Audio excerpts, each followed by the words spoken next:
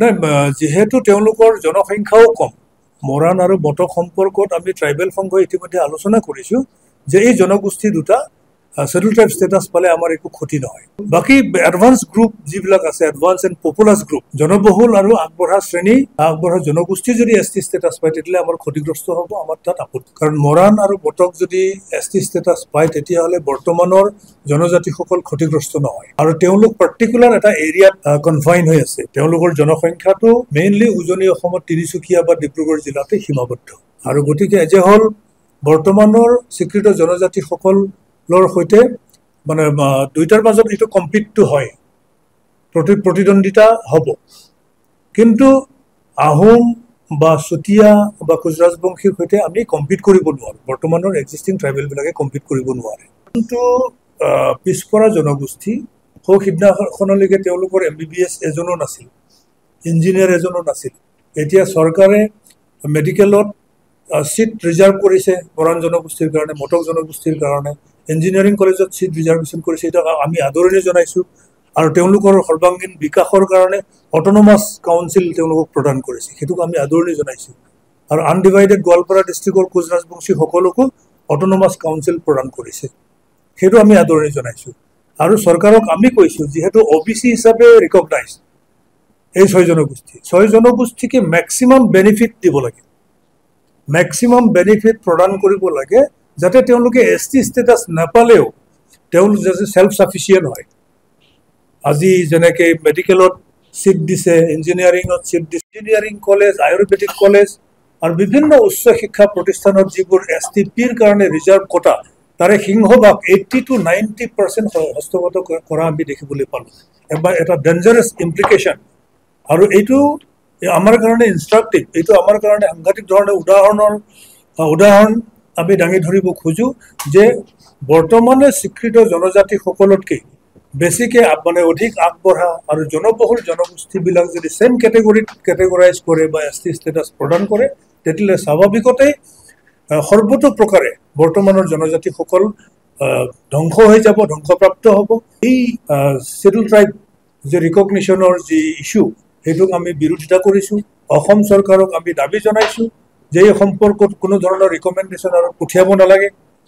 আৰু 2019ত দি schedule tribe amendment বিল 2019 সংসদত উত্থাপন কৰিছিল ৰাজ্যসভাত, আৰু এই ৰাজ্যসভাত এতিয়াও সেই বিলটো আছে, টেবুল কৰি থোৱা আছে, ডিছকাশ্যন হোৱা নাই, ডিবেট হোৱা নাই। কিন্তু এই বিলটোক আমি উইড্ৰ কৰিবৰ কাৰণে আমি দাবী জনাইছোঁ। Schedule tribe constitution schedule tribe amendment bill 2019টো উইড্ৰ কৰিবৰ কাৰণে আমি গভৰ্ণমেণ্ট অফ ইণ্ডিয়াক দাবী কৰিছোঁ। আৰু এই ক্ষেত্ৰত ট্ৰাইবেল সংঘ, অসমৰ মুখ্যমন্ত্ৰী আৰু ভাৰতবৰ্ষৰ গৃহমন্ত্ৰীৰ এটা ত্ৰিপাক্ষিক বৈঠক আমি বিচাৰিছোঁ, আমি দাবী কৰিছোঁ যে মানে 6 জনগোষ্ঠী অনুসূচীকৰণৰ বিষয়টোত এলানি ত্ৰিপাক্ষিক আলোচনা আমি বিচাৰিছোঁ, দাবী জনাইছোঁ। আৰু এই দাবীটোক আমি এইকাৰণে জনাইছোঁ কাৰণ আমাতকৈ অধিক আগবঢ়া জনগোষ্ঠীবিলাক ST হিচাপে ৰিকগনিশ্যন পালে বৰ্তমানৰ যি অট'নমাছ কাউন্সিলবিলাক আছে, এই অট'নমাছ কাউন্সিলবিলাকতো তেওঁলোক প্ৰতিদ্বন্দ্বিতা কৰিবলৈ সক্ষম হ'ব। কাৰণ যিটো বিল উত্থাপন কৰা হৈছে 2019ত, তাত ST হিচাপেই ৰিকগনিশ্যন দিবলৈ বিচৰা হৈছে, শেডুল ট্ৰাইব হিচাপেই ৰিকগনিশ্যন দিব বিচৰা হৈছে। তাত STA বা STB, STC তেনেকুৱা ধৰণৰ কোনো প্ৰস্তাৱ তাত দাঙি ধৰা নাই। আৰু ভাৰতীয় সংবিধানত STৰ কোনো ডিফাৰেঞ্চিয়েশ্যন নাই, ST STয়ে হয়। অসমতহে schedule tribe plain, schedule tribe hills দুটা কেটেগৰী আছে, কিন্তু চেণ্ট্ৰেল লেভেলত ST STয়ে হয়। আৰু সেইটোৱে যদি হয় তেতিয়াহ'লে নিগম, নিকায়, পঞ্চায়ত, বিধানসভা, লোকসভা বা অট'নমাছ কাউন্সিল, 6 শিডিউলেই হওক বা নন 6 শিডিউল অট'নমিয়ে হওক, প্ৰত্যেক অট'নমাছ কাউন্সিলতে তেওঁলোক প্ৰতিদ্বন্দ্বিতা কৰিব আৰু তেওঁলোকেই জয়যুক্ত হ'ব। আৰু বৰ্তমানৰ শেডুল ট্ৰাইববিলাক ইভিন পঞ্চায়তৰ ৱাৰ্ড মেম্বাৰ পৰ্যন্ত আমি জিকিবলৈ সক্ষম নহ'ম। অসমৰ মুখ্যমন্ত্ৰী ডাঙৰীয়াই কৈছে যে কংগ্ৰেছৰ দিনত এটা ৰিকমেণ্ডেশ্যন আছিল এছেম্বলিৰ যে অসমৰ 6 জনগোষ্ঠীক ST ষ্টেটাছ দিয়াৰ ক্ষেত্ৰত বৰ্তমানৰ জনজাতিসকলৰ যাতে কোনো ধৰণৰ ক্ষতি নহয়, কোনো ধৰণৰ হানি বিঘিনি নহয়, তেনেকৈ কৰিব লাগিব। কিন্তু বৰ্তমানৰ মানে এক্সিষ্টিং চিফ মিনিষ্টাৰ ডাঙৰীয়াই কৈছে যে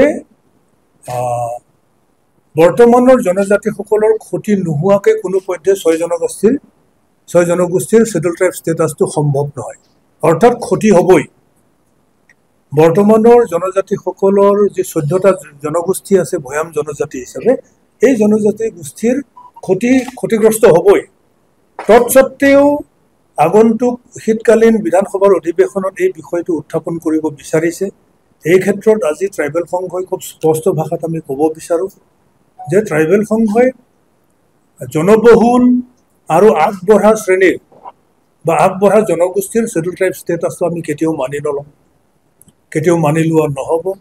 কাৰণ জনবহুল আৰু আগবঢ়া শ্ৰেণী শিডিউল ট্ৰাইব ষ্টেটাছ পালে বৰ্তমানে স্বীকৃত জনজাতিসকল সকলো দিশতে নিঃশেষ হৈ যাব, ধ্বংসপ্ৰাপ্ত হ'ব। বৰ্তমানে স্বীকৃত 14টা জনগোষ্ঠীৰ সামাজিকভাৱে, আৰ্থিকভাৱে, শৈক্ষিকভাৱে, ৰাজনৈতিকভাৱে সকলো ক্ষেত্ৰতে নিঃশেষ হৈ যাব। আনকি পঞ্চায়তৰ ৱাৰ্ড মেম্বাৰ পৰ্যন্ত জিকিবলৈ সক্ষম নহ'ব। এই 6 জনগোষ্ঠী যদি ST ষ্টেটাছ পায়, বৰ্তমানে শিডিউল ট্ৰাইবৰ কাৰণে থকা সংৰক্ষিত আসনৰ সিংহভাগ তেওঁলোকে হস্তগত কৰিব। আৰু ইতিমধ্যে উদাহৰণ হিচাপে 1996 চনত কেৱল মাত্ৰ কোচ ৰাজবংশী জনগোষ্ঠীক ST ষ্টেটাছ প্ৰদান কৰিছিল। আৰু তেতিয়াই আমি দেখিবলৈ পালোঁ যে মাজুলী যি শিডিউল ট্ৰাইব প্লেইনছৰ কাৰণে ৰিজাৰ্ভ ছিট, সেই ৰিজাৰ্ভ ছিটটোত কৰুণা দত্ত নামৰ এজন কোচ ৰাজবংশী কেণ্ডিডেট জিকি আহিবলৈ সক্ষম হৈছিল।